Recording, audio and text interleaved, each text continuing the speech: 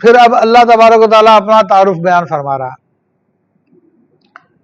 کہ بھائی اللہ کی طرف سے، عالمین کے رب کی طرف سے، اور عالمین کے رب کی کیا خصوصیات ہیں؟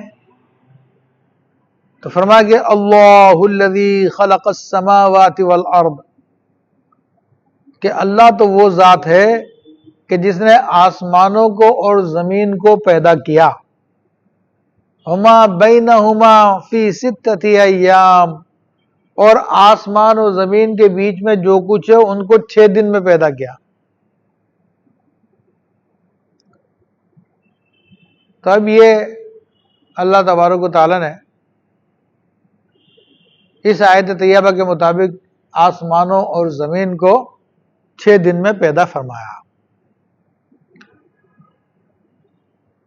اب 6 دن سے کیا مراد ہے؟ تو حدیث شریف میں تو 6 دن سے مراد 6 دن ہی ہے۔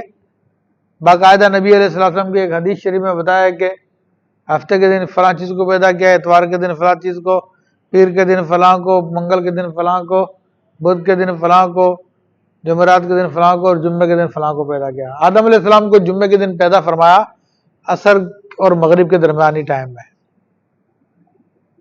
تو یہ اللہ تعالیٰ نے 6 دن کا بتا دیا۔ اب سائنس کہتی ہے کہ یہ کائنات کی جو تشکیل ہوئی ہے وہ لاکھوں سال میں ہوئی ہے۔ اب لاکھوں سال سے کیا مراد ہے تو اللہ تعالیٰ ہی جانتا ہے، لیکن اس کی بعض لوگوں نے تعویل یہ کی کہ یہاں پہ 6 دن سے مراد 6 دن نہیں ہے بلکہ 6 ٹائم کے 6 ادوار ہیں، اور ایک دور کتنے عرصے کا وہ اللہ تعالیٰ ہی جانتا ہے کہ کتنا بڑا دور تھا۔ بہرحال یہ سائنس والوں کی باتیں ہیں، لیکن ہم قرآن و سنت پہ یقین رکھتے ہیں الحمدللہ۔ تو بلا شبہ اللہ تبارک و تعالیٰ نے 6 دن میں ہی پیدا فرمایا، ہمارا ایمان ہے، اس کے لیے کوئی مسئلہ نہیں ہے، وہ 1 سیکنڈ میں پیدا فرما سکتا ہے۔ تو یہ اس کی حکمت تھی، اس نے 6 دن میں پیدا فرمایا۔ تو فرمایا کہ فی ستۃ ایام، 6 دن میں اس نے پیدا فرمایا، اور ثم استوى علی العرش، پھر اس نے عرش پر استوا فرمایا۔ دیکھیں استوا کا جو معنی ہوتا ہے وہ کسی چیز کے برابر ہونے کے ہوتا ہے، یا کسی چیز کے بیٹھنے کے معنوں میں آتا ہے۔ تو اللہ تبارک و تعالیٰ تو جسم و جسمانیت سے پاک ہے، تو اس اعتبار سے ہم یہ نہیں کہہ سکتے کہ اللہ عرش کے برابر آ گیا یا اللہ عرش پہ بیٹھ گیا، کیونکہ دونوں معنی کفریہ ہیں۔ تو اب استوا کا کیا مطلب ہے وہ اللہ تعالیٰ ہی جانتا ہے۔ اس کا مطلب یہ ہو سکتا ہے، جو اگر تعویل کی جائے تو اس نے اپنی شان کا اظہار عرش پہ کیا، اس لیے صحابہ کرام نے بھی اس کے بارے میں کوئی گفتگو نہیں کی، اس کے بارے میں خاموش رہے۔ حضرت امام مالک رضی اللہ تعالیٰ عنہ کے پاس ایک آدمی آیا اور اس نے آگے پوچھا کہ یہ قرآن میں جو استوا کا لفظ آیا ہے، تو وہ تو عربی لوگ تو ان کو پتا کہ استوا کا معنی برابر ہونا ہوتا ہے۔ سوال کرنے والا بھی جانتا تھا کہ اللہ کی کوئی چیز برابر نہیں آ سکتی، کہ اللہ کسی کے برابر آئے گا، تو اس کی حقیقت جاننا چاہتا۔ اس نے کہا کہ حضرت استوا کا کیا معنی ہے؟ تو امام مالک رضی اللہ تعالیٰ عنہ بھی بزرگوں کے نقش قدم پہ تھے، صحابہ کرام کے نقش قدم پہ تھے، تو انہوں نے کہا الاستواء معلوم، کہ اللہ نے استوا فرمایا یہ تو پتا قرآن میں آ گیا، مگر اس کی کیا کیفیت ہے؟ فرمایا والکیف مجہول، اس کی کیفیت ہمیں پتہ نہیں ہے کیا کیفیت ہے وہ۔ اور فرمایا کہ اس سے متعلق سوال کرنا بدعت ہے، اس سے متعلق سوال کرنا بدعت ہے۔ تو اللہ تعالیٰ کی صفات کے حوالے سے اور اللہ تعالیٰ کی ہر صفت کو ہم سمجھ لیں، ہم تو ایک صفت کو بھی نہیں سمجھ سکتے، تو اس لیے فرمایا کہ اس کے متعلق سوال کرنا بدعت ہے۔ لیکن ماڈرن ذہنوں کو سمجھانے کے لیے میں نے ایک معنی بتا دیا کہ اللہ نے عرش پہ اپنی تجلیات نازل فرمائی، اور عرش پہ کیوں فرمائی؟ کیونکہ عرش سب سے اونچا مقام ہے اللہ تعالیٰ کی تمام مخلوقات میں، عرش سب سے اونچا مقام ہے، اور اس عرش سے پوری کائنات کی تدبیر کی جاتی ہے، پورے کائنات کو جو چلایا جاتا ہے اس کی ساری تدبیریں، ساری پلاننگ عرش پہ ہوتی ہے۔ اس کے بعد جو ہے پھر فرشتوں کو حکم دیا جاتا ہے، پھر اس پلاننگ کو وہ نافذ کرتے ہیں۔ تو عرش وہ مقام ہے، اور یہ نہیں کہ عرش پہ اللہ تبارک و تعالیٰ ہوتا، اللہ تو جگہ سے پاک ہے، ہاں عرش پہ اللہ کے فرشتے ہوتے ہیں. حدیث شریف میں آتا ہے کہ ہر روز صبح کے وقت ایک فرشتہ 4 فرشتے ہوتے ہیں جو عرش پہ آتے ہیں اور دعا کرتے ہیں. ایک فرشتہ آدم علیہ السلام کی شکل کا ہوتا ہے تو وہ دعا کرتا ہے کہ اے اللہ تو تمام انسانوں کو رزق عطا فرما. ایک فرشتہ بیل کی شکل کا ہوتا ہے جو سید البہائم کہلاتا ہے تو وہ دعا کرتا ہے اللہ تو تمام چوپایوں کو رزق عطا فرما. ایک فرشتہ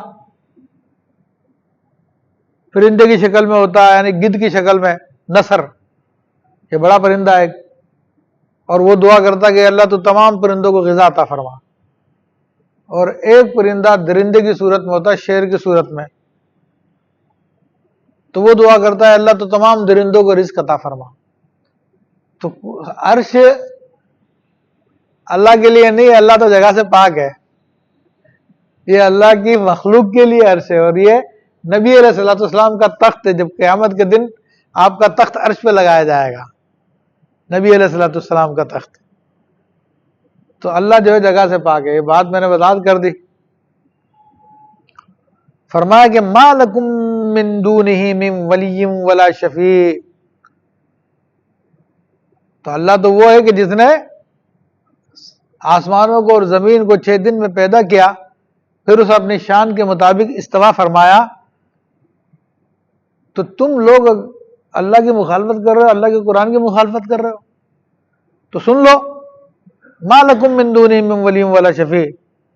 تو اس کو چھوڑ کر، اس سے تعلق توڑ کر، اللہ سے دور ہو کر تمہارا نہ تو کوئی مددگار ہے نہ کوئی سفارشی ہوگا. یعنی اللہ کے مقابلے میں جب تم آؤ گے تو کوئی تمہاری مدد نہیں کر سکتا، کوئی تمہاری سفارش نہیں کر سکتا اس موقع پر جب اللہ کے مقابلے میں آؤ گے. افلا تتذکرون، تو کیا تم دھیان نہیں کرتے، غور و فکر نہیں کرتے، تم لوگ انکار کرتے چلے جا رہے ہو. تو میرے بھائی وہ کفار مکہ تھے، وہ کھل کے انکار کرتے تھے، عقیدے کے ساتھ انکار کرتے تھے. اور آج کل کے مسلمان جو ہے وہ عقیدہ تو یہ رکھتے ہیں کہ قرآن اللہ کا کلام ہے، لیکن عملی طور پہ انکار کرتے ہیں. ایک قرآن کی محفل لگائی جائے اور ایک گانے بازی کی محفل لگایا جائے، پھر دیکھ لیں کتنے لوگ قرآن کی محفل میں آ رہے ہیں، کتنے لوگ گانے بازی کی محفل میں آ رہے ہیں. لوگوں کو انٹرٹینمنٹ چاہیے، لوگوں کو فن چاہیے، اور وہ جو حقیقت ہے، جو اللہ کا کلام ہے، جو آپ کی دنیا و آخرت کی کامیابی کا ضامن ہے، اس کو سننے کا ٹائم نہیں ہے لوگوں کے پاس.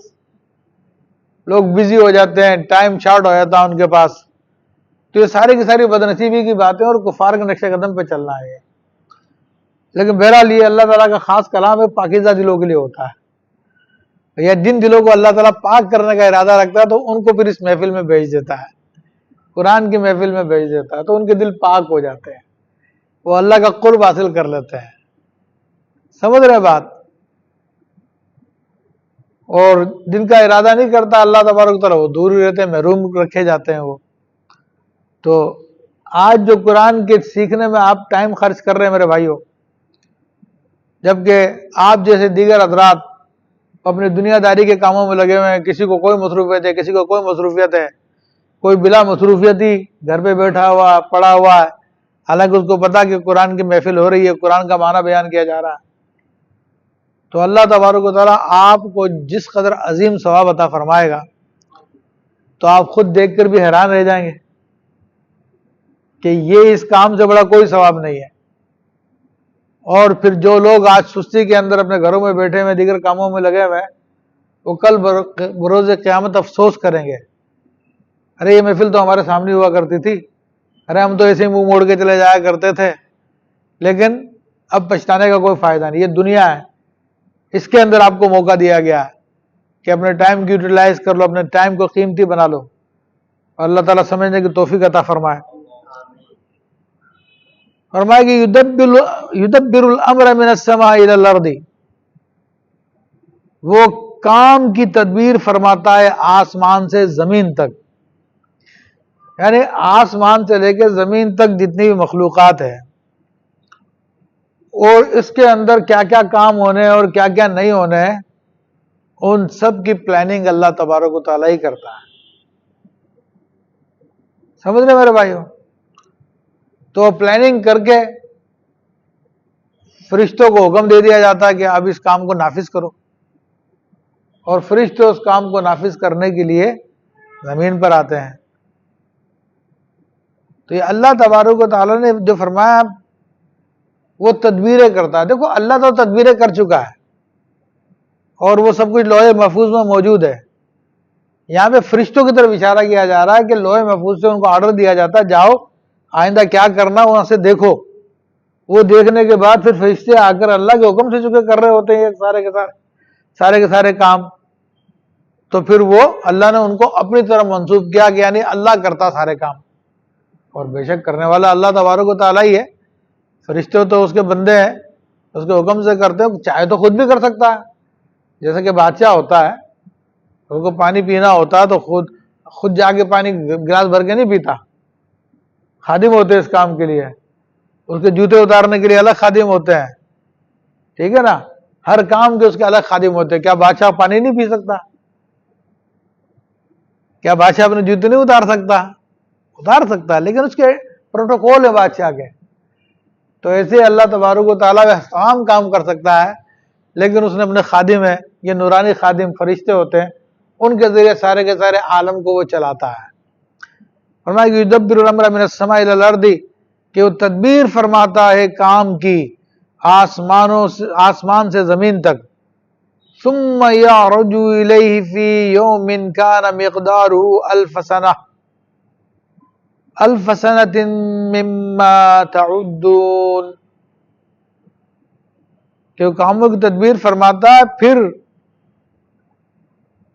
یعرج الیہ فی یوم، تو وہ کام اس کی طرف چڑھتا ہے ایک دن میں، کہ جس کی مقدار 1000 سال کے برابر ہے تمہارے لوگوں کے. یعنی 1000 سال جب ہمارے گزر جائیں گے تو کتنا ٹائم پیریڈ اس میں لگے گا آپ اندازہ کر لیں. تو یہ جو جتنے کاموں کی تدبیر ہے، جو لوگوں کے کام ہوتے ہیں، پھر واپس اللہ کی طرف لوٹتے ہیں. اور اللہ کی طرف لوٹنے کے اندر ان کی ٹائم پیریڈ جو بیان کیا گیا ہے 1000 سال. تو اصل میں سمجھانے کے لیے بعض علماء نے کہا کہ سمجھانے کے لیے کہ فاصلہ اتنا ہے کہ 500 سال آنے میں 500 سال جانے میں لگ جاتے ہیں، مگر یہ اللہ کے فرشتے ہیں کہ جو کام فوراً کر لیتا ہے. حضرت جبرائیل علیہ السلام سدرۃ المنتہا کے پاس تھے جب حضرت ابراہیم علیہ السلام کو آگ میں ڈالا جا رہا تھا. سمجھ رہے ہیں؟ اور انہوں نے عرض کی میرے رب تیرا ابراہیم یہ آگ میں جلایا جا رہا ہے، تو مجھے اجازت دے میں اس کی جا کے مدد کر دوں. اللہ نے فرمایا کر دو مدد. اور ابراہیم علیہ السلام اس وقت ہوا میں اڑ کے آگ میں گرنے والے تھے. اسی وقت جبرائیل علیہ السلام وہاں سے پہنچ گئے، کوئی ٹائم نہیں لگا، سیکنڈ نہیں لگا. تو یہ سمجھانے کے لیے بعض لوگوں نے کہا کہ سمجھانے کے لیے بتایا کہ بھائی ویسے تو 1000 سال لگ سکتے ہیں اس میں، لیکن یہ اللہ تعالیٰ کے فرشتوں کو اتنی طاقت ہے کہ وہ چشم زدن میں زمین سے آسمان، آسمان سے زمین، ان کے لیے کوئی مسئلہ نہیں ہے. تو میرے بھائیو یہ اب ٹائم پیریڈ دیکھ لیں. اب یہ کہا تمہارے 1000 سالوں کے برابر. تو اب ظاہر سی بات ہے یہ اوپر کی طرف ہی ہے سارا کا سارا معاملہ، یہ کسی اور گلیکسی کا معاملہ ہوگا. ویسے بھی ہماری گلیکسی سے دوسری گلیکسی میں پہنچنے کے لیے لائٹ کی رفتار سے بھی سفر کرے تو پھر لاکھوں سال چاہیے ہوتے ہیں اس کے لیے، نوری سال. ہاں لیکن اب وائٹ ہولز دریافت ہو چکے ہیں. پہلے بلیک ہول تھے، اب وائٹ ہولز بھی آ گئے. اب وائٹ ہولز یہ گلیکسی کے اندر وہ مقامات ہوتے ہیں جو ایک گلیکسی سے دوسری گلیکسی میں پہنچنے کا شارٹ کٹ ہے.